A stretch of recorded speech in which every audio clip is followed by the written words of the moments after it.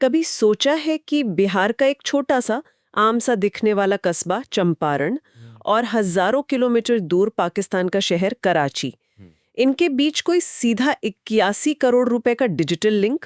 सुनने में ही अजीब लगता है। हाँ, और ये कोई व्यापारिक सौदा नहीं है, बल्कि एक बहुत बड़े क्रिप्टो फ्रॉड का चौंकाने वाला खुलासा है जो अभी सामने आया है।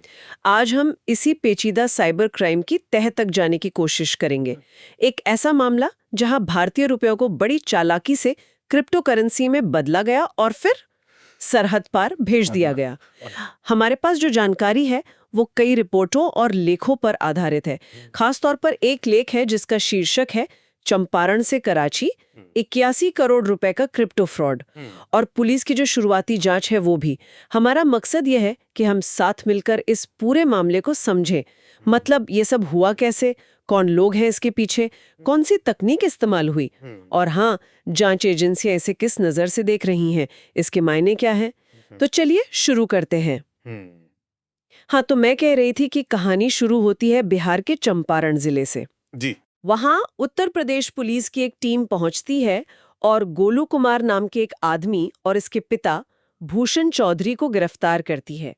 इन पर आरोप है कि ये कुछ बैंक खाते चला रहे थे जिन्हें पुलिस म्यूल अकाउंट्स कह रही है। हाँ, ये म्यूल अकाउंट्स, ये समझना जरूरी है यहाँ पर। हाँ, बताइए।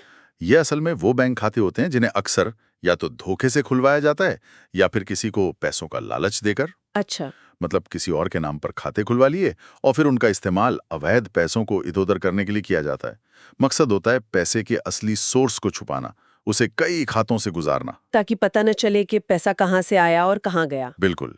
ये मनी लॉन्ड्रिंग और खासकर ऐसे ऑनलाइन फ्रॉड्स में एक आम तरीका है। समझिए कि ये अपराधियों की पहली डिफेंस लाइन होती है। तो पुलिस कह रही है कि गोलू कुमार और उसके पिता ने अपने ही परिवार के 5 लोगों के नाम पर खुले बैंक खातों का एक्सेस किसी और को दे दिया था। अपने ही परिवार के। अच्छा, तो कड़ी से कड़ी जुड़ रही है। जी, और रिपोर्टों के मुताबिक सस्पेयर का काम था कि इन खातों में जो पैसा आ रहा है उसे क्रिप्टो करेंसी में बदले, और इसके लिए वो बाइनेंस ऐप आईडी का इस्तेमाल कर रहा था। और यहाँ देखिए मामला और भी दिलचस्प हो जाता है। सुनने में आया है कि सस्पेयर चौधरी इस काम के लिए, मतलब पैसे को क्रिप्टो में कन्वर्ट करने के लिए, पूरे 10% का कमीशन ले रहा था। 10%? ये तो बहुत ज्यादा है। हाँ, जरा सोचिए, और रकम भी कोई छोटी मोटी नहीं। कहा जा रहा है कि सिर्फ 11 महीनों में इन खातों से कुल करीब 101.34 करोड़ रुपए प्रोसेस हुए। 101 करोड़? सिर्फ 11 महीने में? जी। जिसमें से लगभग 81 करोड़ को क्रिप्टो करेंसी में बदलकर आगे भेज दिया गया। अब आप 10% कमीशन का अंदाजा लगाइए। मतलब अकेले सस्पेयर ने ही करोड़ों बना लिए होंगे इस दौरान। 81 करोड़, वो भी सिर्फ 11 महीने में, कुछ गिने चुने खातों से। ये रकम इस पूरे ऑपरेशन का स्केल और इसकी रफ्तार दोनों को साफ दिखाती है। बिल्कुल। और ये 10% कमीशन वाली बात, ये वाकई बहुत ज्यादा है। ये शायद दिखाता है कि इस काम में रिस्क कितना था और ये कितना अवैध था। क्रिप्टो करेंसी और खासकर बाइनेंस जैसे बड़े ग्लोबल प्लेटफॉर्म, वो ऐसे कामों के लिए अपराधियों को कई वजहों से पसंद आते हैं। जैसे? एक तो ट्रांजैक्शन बहुत तेज होते हैं, पैसा लगभग तुरंत कहीं भी भेजा जा सकता है। दूसरा, पारंपरिक बैंकिंग सिस्टम की तुलना में सीमा पार पैसा भेजना बहुत आसान है, रेगुलेशन से बचने की गुंजाइश ज्यादा लगती है उनको। और तीसरा, जो शायद सबसे बड़ा कारण है, वो है गुमनामी का, एक तरह का भ्रम। मतलब ये पूरी तरह गुमनाम नहीं है। हाँ, अब उतना नहीं रहा।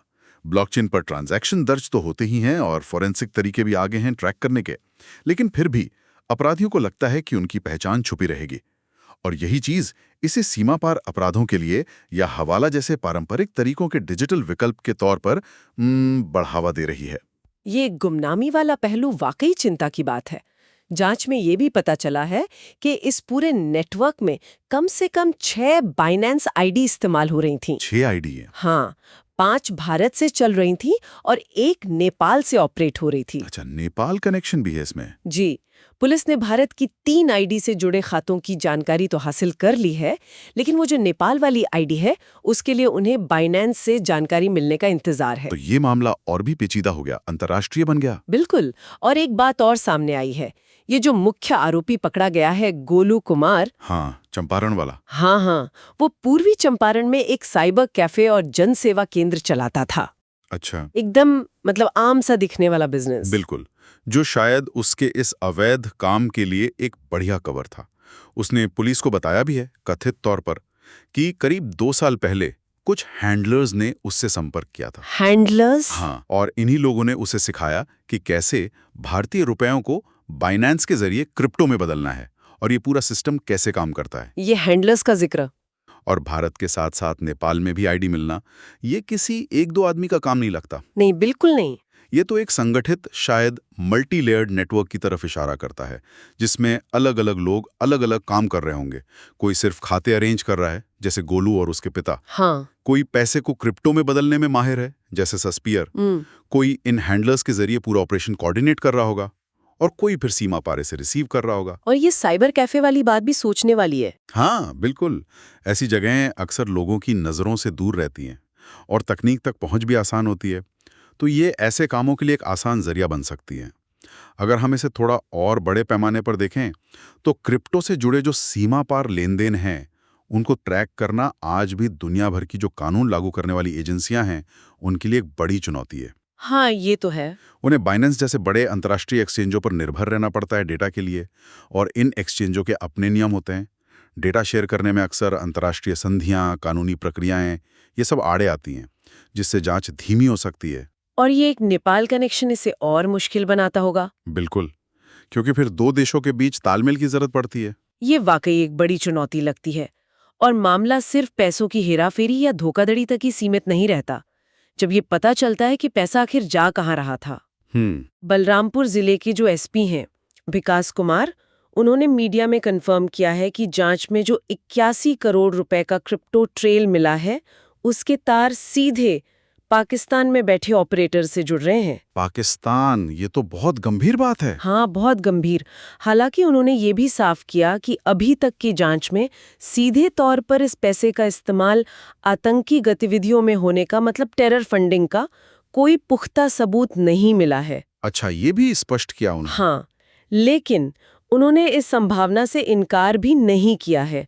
उनका कहना है कि जब इतनी बड़ी रकम, वो भी क्रिप्टो जैसे रास्ते से, जिसे ट्रैक करना मुश्किल है, पाकिस्तान जा रही हो, तो शक होना लाजमी है। बिल्कुल, एसपी का बयान बहुत सधा हुआ और महत्वपूर्ण है। भले ही सीधा टेरर लिंक अभी साबित न हुआ हो, लेकिन 81 करोड़ रुपए की इतनी बड़ी रकम का क्रिप्टो के जरिए पाकिस्तान पहुंचना, ये अपने आप में राष्ट्रीय सुरक्षा के लिए एक अलार्म है। सही बात है। जांच एजेंसियों के लिए ये पता लगाना सबसे जरूरी हो जाता है कि इस पैसे का आखिर इस्तेमाल क्या हुआ। क्या ये सिर्फ फ्रॉड से कमाया पैसा था, जिसे कहीं सेफ जगह पार्क किया जा रहा था, या फिर इसका इस्तेमाल किसी और खतरनाक काम जैसे जासूसी, प्रोपेगेंडा, या भविष्य में किसी आतंकी मॉड्यूल को फंड करने के लिए किया गया या किया जा सकता था। इसीलिए इस मामले को सिर्फ एक आम साइबर फ्रॉड की तरह नहीं देखा जा रहा। और इसी गंभीरता को देखते हुए एसपी विकास कुमार ने बताया है कि उन्होंने उत्तर प्रदेश की एंटी टेरर स्क्वाड यानी एटीएस, जो खास तौर पर आतंकवाद से जुड़े मामलों को देखती है, और राष्ट्रीय जांच एजेंसी यानी एनआईए को भी। हाँ, एनआईए, जो राष्ट्रीय सुरक्षा से जुड़े गंभीर अपराधों की जांच करती है, दोनों को इस मामले की जानकारी दे दी है, क्योंकि इसमें कई राज्यों के तार जुड़े हो सकते हैं और एक साफ अंतर्राष्ट्रीय एंगल भी है। ये बिल्कुल सही कदम है। खबर ये दी है कि लखनऊ में जो डीजीपी मुख्यालय है, उन्होंने भी बलरामपुर पुलिस से इस केस पर पूरी रिपोर्ट मांगी है, और एटीएस को खास तौर पे कहा गया है कि वो संभावित टेरर फंडिंग के एंगल से इसकी जांच करें। एटीएस और एनआईए जैसी जो स्पेशल एजेंसियां हैं, उनके पास ऐसे जटिल इंटरस्टेट और अंतर्राष्ट्रीय मामलों की जांच के लिए बेहतर रिसोर्स और एक्सपर्टीज होती है। हाँ, होती है। वो फाइनेंशियल ट्रेल को फॉलो करने में, डिजिटल सबूतों का विश्लेषण करने में और अंतर्राष्ट्रीय एजेंसियों के साथ कोऑर्डिनेट करने में ज्यादा सक्षम है। ये दिखाता है कि प्रशासन इस मामले को कितनी गंभीरता से ले रहा है। जी। और ये मामला एक और उदाहरण है कि कैसे आज के डिजिटल जमाने में साइबर अपराध, मनी लॉन्ड्रिंग और राष्ट्रीय सुरक्षा के मुद्दे कितने गहरे जुड़े हुए हैं। तकनीक जहां एक तरफ तरक्की और सुविधा लाती है, वहीं दूसरी तरफ उसका गलत इस्तेमाल कितनी आसानी से और कितने बड़े पैमाने पर गंभीर खतरे पैदा कर सकता है। तो अगर हम इस पूरी कहानी को समेटने की कोशिश करें, तो इसका निचोड़ क्या है? ऐसा लगता है कि चंपारण का एक साइबर कैफे चलाने वाला आम सा आदमी अपने पिता के साथ मिलकर जाने या अनजाने में एक बड़े अंतर्राष्ट्रीय क्रिप्टो फ्रॉड सिंडिकेट का हिस्सा बन गया। हाँ, एक ऐसा नेटवर्क जिसने करोड़ों रुपए अवैध तरीके से कमाए और फिर क्रिप्टो करेंसी की आड़ लेकर उसे भारत से बाहर पाकिस्तान तक पहुंचा दिया। हाँ, ये मामला कई चीजें साफ करता है। पहली कि कैसे क्रिप्टो करेंसी जैसी नई तकनीकें भौगोलिक दूरियों को लगभग मिटा सकती हैं, ना सिर्फ अच्छे कामों के लिए बल्कि ऐसे आपराधिक नेटवर्कों के लिए भी। कराची में बैठा कोई हैंडलर चंपारण के किसी आदमी को आसानी से ऑपरेट कर सकता है। सही बात है। दूसरी बात, ये दिखाता है कि ऐसे अपराधों की जड़ें कहीं भी हो सकती हैं, किसी बड़े शहर में ही नहीं बल्कि छोटे कस्बों और गांवों में भी, जहां शायद लोगों को शक भी ना हो। हाँ, चंपारण जैसे। बिल्कुल। तीसरी, ये म्यूल अकाउंट्स और हैंडलर्स का जो पैटर्न है, ये एक ऑर्गेनाइज क्राइम की कार्यप्रणाली को दिखाता है, जो तकनीक का इस्तेमाल करके अपनी पहुंच बढ़ा रहा है। और चौथी और शायद सबसे चिंताजनक बात, ये साइबर अपराध और राष्ट्रीय सुरक्षा के बीच की जो रेखा है वो कितनी धुंधली होती जा रही है, ये दिखाता है। तो अगर हम आज की इस बातचीत के मुख्य पॉइंट्स को एक बार देख लें। जी। पहला, बिहार के चंपारण में पिता पुत्र गोलू कुमार और भूषण चौधरी की गिरफ्तारी जो म्यूल अकाउंट्स चला रहे थे। दूसरा, नवादा के सस्पेयर चौधरी की गिरफ्तारी जो कथित तौर पर 10% कमीशन पर इन खातों के पैसे को बाइनेंस के जरिए क्रिप्टो में बदल रहा था। जी। तीसरा, सिर्फ 11 महीनों में करीब 81 करोड़ रुपए का क्रिप्टो करेंसी में बदलना और ट्रांसफर होना। बहुत बड़ी रकम। चौथा, इस क्रिप्टो ट्रेल का पाकिस्तान में बैठे ऑपरेटर्स से कनेक्शन सामने आना। ये सबसे गंभीर पहलू है। पांचवां, मामले में संगठित अपराध नेटवर्क और संभावित टेरर फंडिंग के एंगल से एटीएस और एनआईए द्वारा जांच शुरू किया जाना। बिल्कुल। और छठा, भारत और नेपाल में फैली बाइनेंस आईडीज का इस्तेमाल जो एक अंतर्राष्ट्रीय नेटवर्क का साफ संकेत है। ये सारे बिंदु मिलकर एक बहुत ही गंभीर तस्वीर बनाते हैं और ये हमें कुछ बड़े सवालों के साथ छोड़ जाते हैं। जैसे कि जब डिजिटल फाइनेंस और क्रिप्टो करेंसी जैसी चीजें इतनी तेजी से बढ़ रही हों, तो हम इनोवेशन यानी नई खोजों को बढ़ावा देने और रेगुलेशन यानी उन पर सही निगरानी रखने, इनके बीच सही तालमेल कैसे बिठा सकते हैं? हाँ, ये संतुलन बनाना मुश्किल तो है, खासकर तब जब अपराधी इन तकनीकों का इस्तेमाल इतनी आसानी से सीमा पार अपराधों के लिए कर पा रहे हों। और दूसरा सवाल शायद हम सब के लिए है, आम नागरिक हों या कानून लागू करने वाली एजेंसियां, हम सब मिलकर इस तरह की संदिग्ध गतिविधियों को जल्दी कैसे पहचान सकते हैं? हाँ, खासकर जब वो साइबर कैफे जैसी आम जगहों से चल रही हों। बिल्कुल। क्या सिर्फ डिजिटल लिटरेसी बढ़ाना काफी है या हमें अपने जो निगरानी के सिस्टम है उन्हें और ज्यादा स्मार्ट बनाने की जरूरत है? ये वो सवाल हैं जिनका जवाब ढूंढना आने वाले समय में बहुत जरूरी होगा, क्योंकि तकनीक तो रुकेगी नहीं और ना ही उसका गलत इस्तेमाल करने वाले। सही कहा, इस पर सोचना वाकई जरूरी है।